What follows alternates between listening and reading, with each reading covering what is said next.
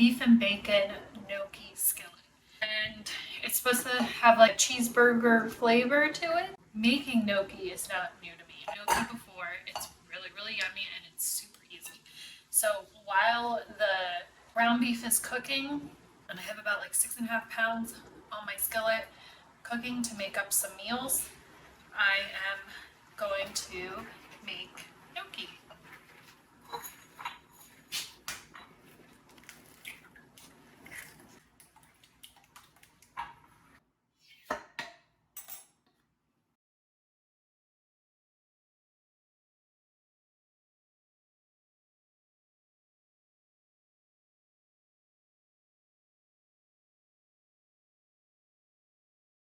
I mashed up 1 quart of potatoes because 1 quart is 2 pounds. You need 2 pounds of potatoes for this recipe.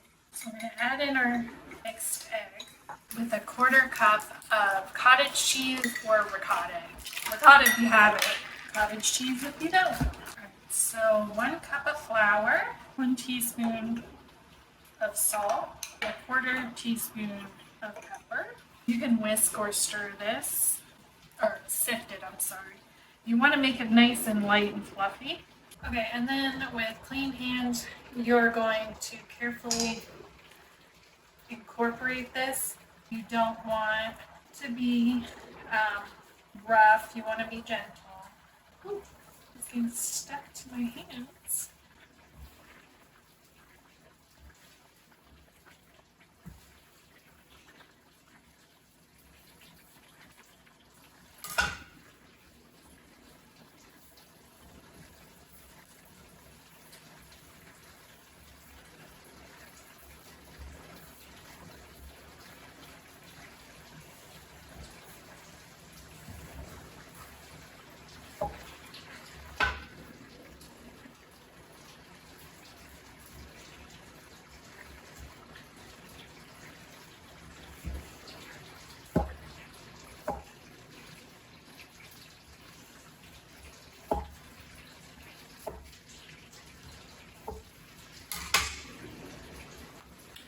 Alright, so we'll end up with 8 pieces here. And we're gonna get this rolled out.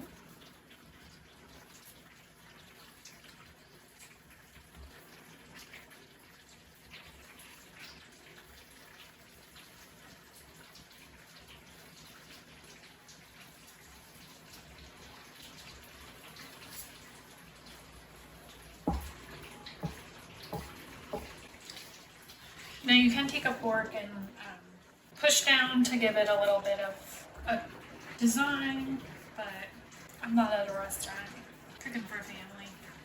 Just scarf down. Because I have picky kids, they probably want to eat this. This will probably just be for my husband and I. I think a couple of them will try it, but I think they're going to be big fans. They don't like burgers, so. This is another reason why I like doing freezer meals, because we kind of do like a buffet dinner style, and that kind of allows me to kind of pick smaller portions of things to put out, and then that way my husband and I can still eat things that maybe our kids wouldn't eat, and they can still eat dinner without feeling like it's gross. They can still enjoy their dinner. Alright, I just put half of this in another pan because it was really, really full and it was hard to break it up, and I want my ground beef to be broken up pretty good. 2 pans and it's. Alright, so I'll let that finish cooking. I'm going to get this to a boil and then cook these in here. You need 1.5 tablespoons of salt. We're going to bring this to a boil. When these go in, they'll sink. When they float to the top, we cook for 1 minute and then take them out.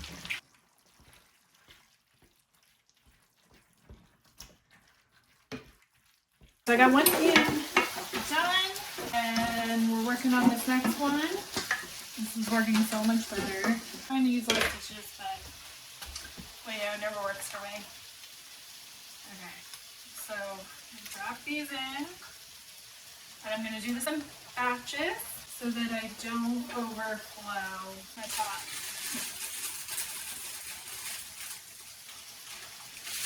They're floating, so 1 minute cooking at the top, and then they can come out and the new one can get into cooked.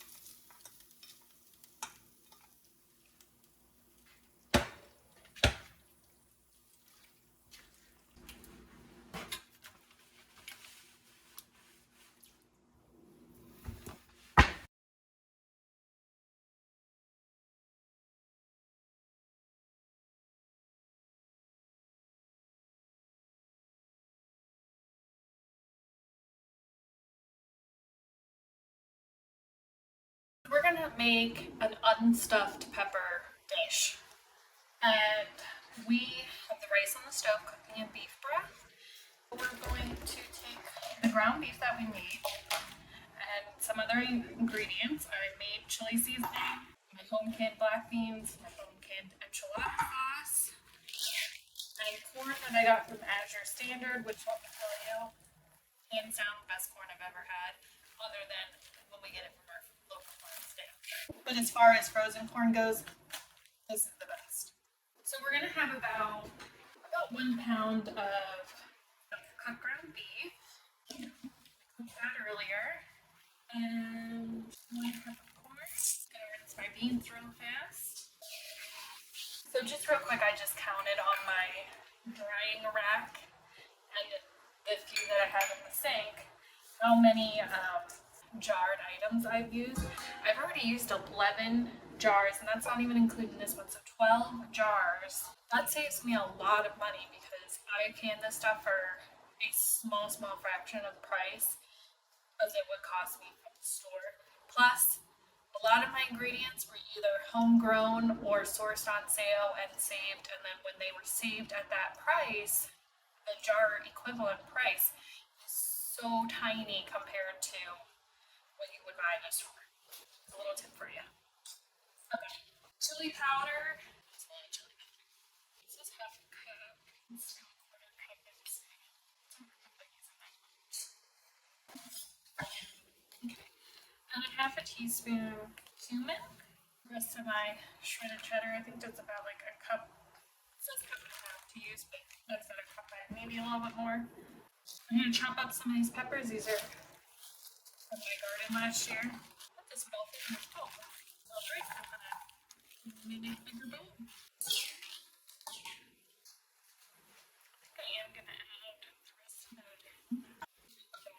As much of the liquid in there as possible. A little bit on the bottom, but I don't want this rice to get 100% cooked, mostly cooked. I did add in the rest, another quarter cup of chili seasoning powder, so it did come out to a half a cup. And just stir this all together.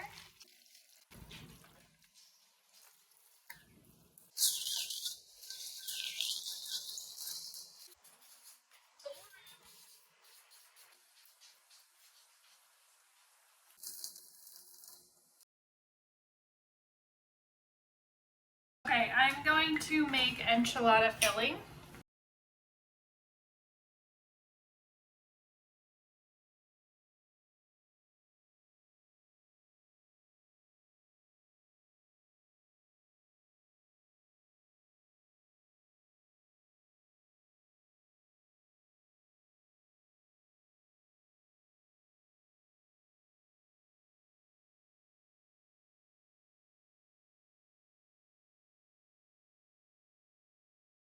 added my onions and garlic.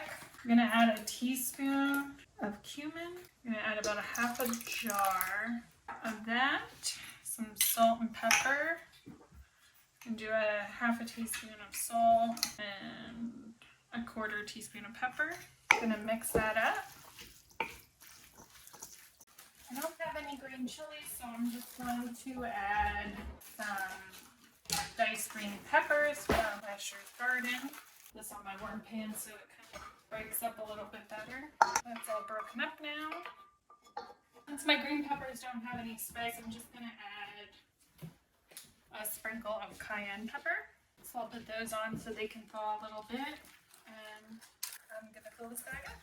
Alright, so we can make regular enchiladas with this, or we can put it on rice as a casserole, pizza, lots of options.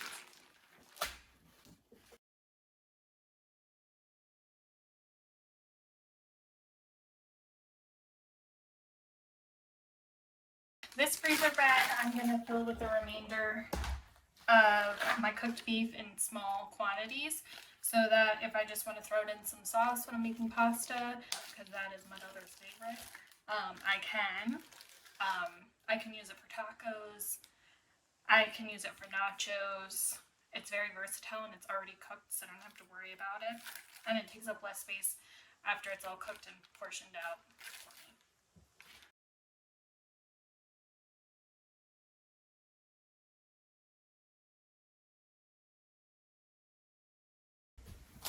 Alright, now we got 3 more bags to put in the freezer. We're going to add a block of cream cheese and a quarter cup of salsa. I'm using all of these. And I'm using the medium one so it has a little bit of more flavor than just a mild. I'm also, they had a guacamole ranch salad dressing, so I'm gonna try that and see how it goes. But you could just use sour cream if you wanted. I'm gonna use about a quarter teaspoon of salt, a pinch of pepper. I'm gonna add a little bit of kale. I want to make sure there's no big stems in this. It's very good in this recipe. I'm also going to cut this up really small so you don't get a huge bite of kale in it. I'm sure if you are a chef right now, you're cringing at my cutting skills, but you know what? I've never cut a finger, knock on wood. And I didn't go to chef school. So, like my mom, here I am, self-taught. The Cool Ranch shredded chicken, big whopping handful of shredded cheddar, or about a cup. Always put these in or take them out when it's unplugged, just in case there's ever a glitch and my hands are here. It just terrifies me. Okay, so it's off. Mix this up. Okay, that's what it looks like. It looks good. It looks almost like a chicken salad, but pretty, not like soupy or anything. Alright, perfect. And I'm gonna get my tortillas and stuff them up.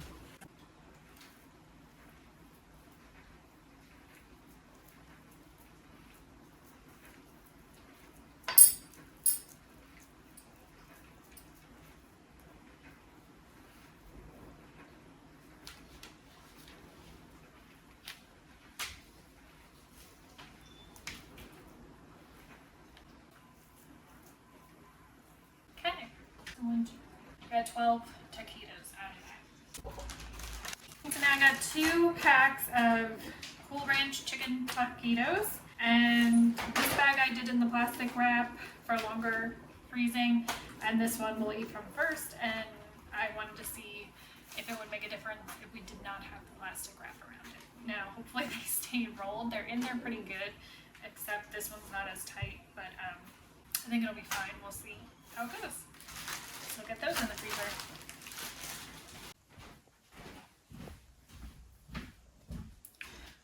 On to our next task. We need to make pizza dough for our recipes today. So let's get started. I keep my yeast in the freezer. We're going to add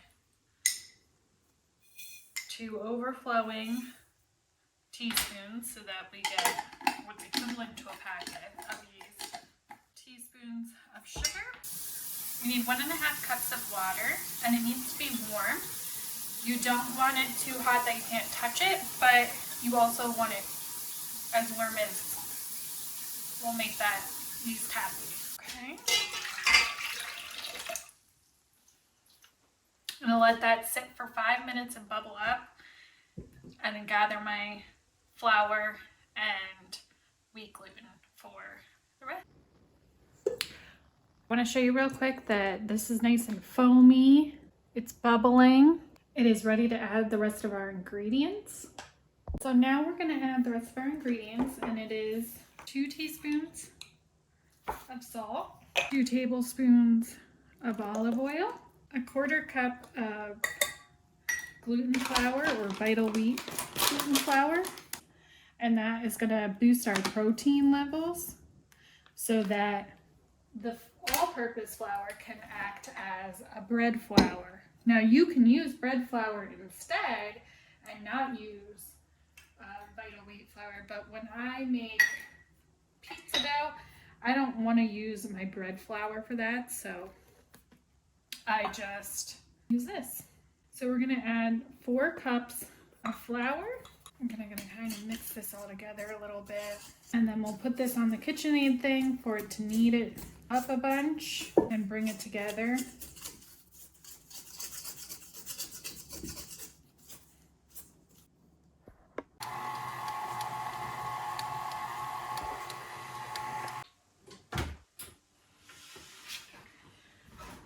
So we have our ball of dough. I'm going to sprinkle some flour here and just a little bit extra here just in case, no matter what machine I use. I always hand knead it. This one's feeling a little stiff, so we definitely want to break that stiffness. And better. So that feels good. Probably could use a little bit more water. I might not have gotten it exactly. Sprinkle some olive oil on top.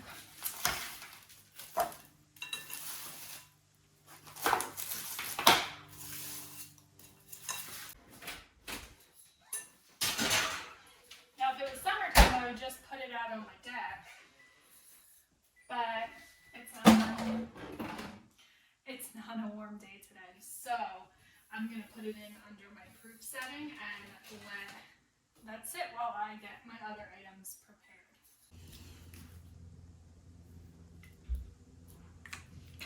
So we're gonna make slow cooker chicken chili. We're gonna make the sauce first, and we're also gonna make notes of what to add when we put it in the crock pot, because I'm not going to add my black beans and chicken broth now. I'll add, because they're in my jars already shelf stable, taking up less freezer space. So I'm going to add onto here that I need to add that, and when I put it in the crock pot, that is when I will add those items. But everything else can get added now. So we're going to add a cup of corn. We're going to add some salsa. Ooh. We're going to add a cup of bacon crumbles. Remember we made ranch seasoning packets? We need one of those. We need a teaspoon of ground cumin. We need a teaspoon of onion powder. And we're going to need a tablespoon of chili powder. We're going to add a block of cream cheese in here. And that is the sauce that we are putting in here. We need to write that we need a jar of chicken, a pint of chicken broth, and a pint of black beans. Okay, we're going to add 2 chicken breasts to this. Okay, we have our slow cooker chicken chili. So there we go. Alright, now we are on to making orange chicken meatballs. So I have 3 pounds of ground chicken here, and I'm going to cut it in half. I don't know if I want to do 2 loads yet or not, so I'm not going to double the recipe. I'm just going to do 1, and then if I want to do another one, another batch of it, I will, but I'm not sure if I want to do 2 different seasonings. We're going to add milk and breadcrumbs to the bowl, 1/4 cup each. Let the breadcrumbs soak up the milk. breadcrumbs are soaking on the bottom, I'm going to add a half a cup of garlic, or not a half a cup, 2 cloves, using half teaspoons because I already have it chopped up in this jar, so it's 1 teaspoon. I brought chives in from outside, so I'm going to chop them up to put in. 2 tablespoons of soy sauce. So let's add some minced fresh ginger, but I don't have fresh ginger, so we're just going to use a sprinkle of ground ginger. And just need a 1/4 teaspoon of salt. Alright, so I'm going to mix this up. And we're going to add in half of this chicken. I'm just going to use my hands, just get right in there, mix this up. I am going to preheat my oven to 500 degrees and we will get the meatballs on the pan and cook them and make the orange sauce while those are cooking.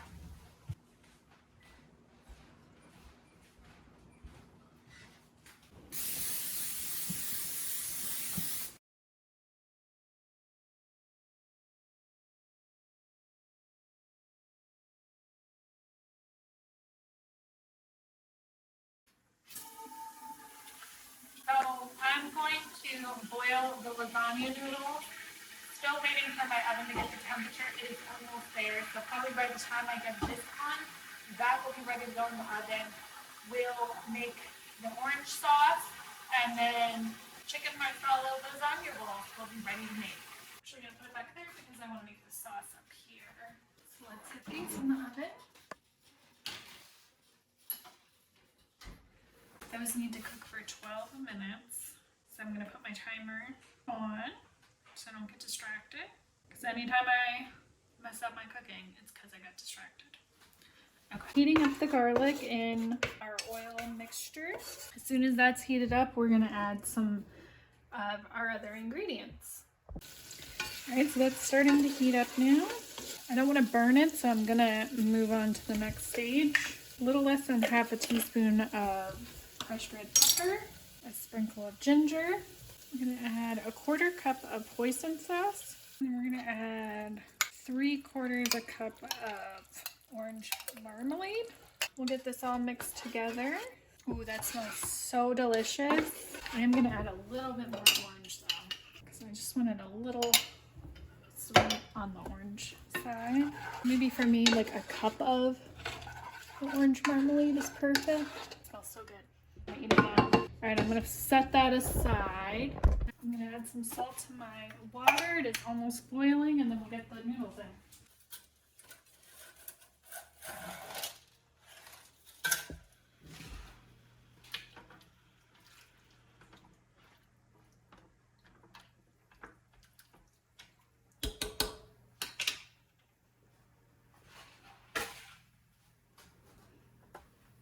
Alright, we're gonna let that simmer for 8 minutes.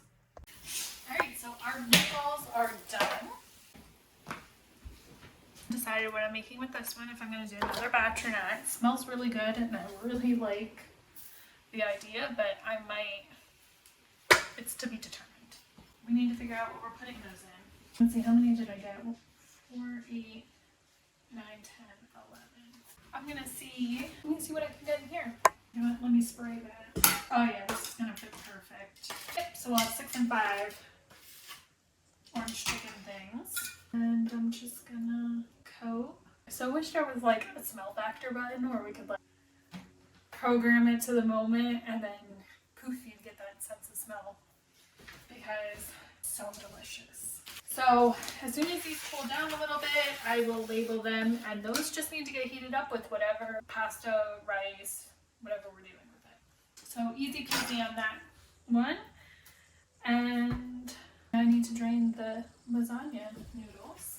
Alright, so I'm just going to put some cold water on these because I don't want them to keep cooking and get like super overcooked while I'm working with it. Looking back, I probably should have started the sauce before I cooked the noodles.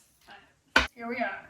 We want to get, alright, so I don't really like the texture. I like the flavor. I don't like the texture of cooked mushrooms. So the way that I can combat that is by cutting them up super small. Then I don't feel like I'm getting that huge bite of chewy, gummy mushroom. Just texture of a cooked mushroom is really gross to me. But I do like the flavors that it gives to a meal. So I'm going to get these cleaned and chopped. I'm gonna add some salt. All right, I'm gonna get this on the stove. Then we're gonna add the rest of that butter. So it's a half a cup.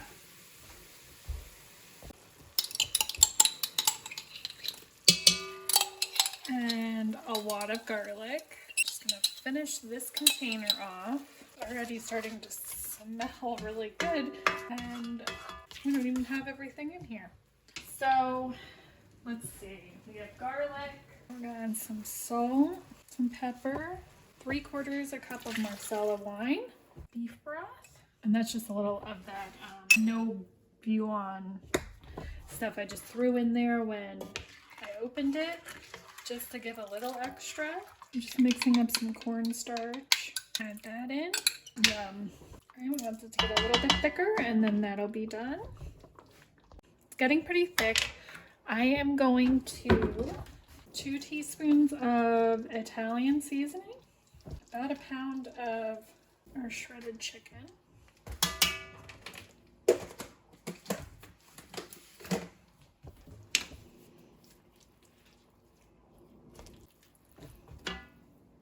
Cheese filling.